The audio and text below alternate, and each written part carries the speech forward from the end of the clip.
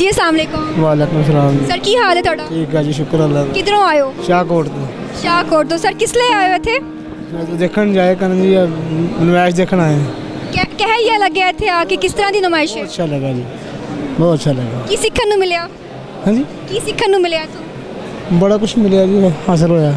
Sir तुसी भी कोई काश्तकार हो की है तो थोड़ा दस दे मैंने। काश्तकार नहीं, ड्राइवर। उस तरह ही आए हो? हाँ जी, वैसे पहनता ना।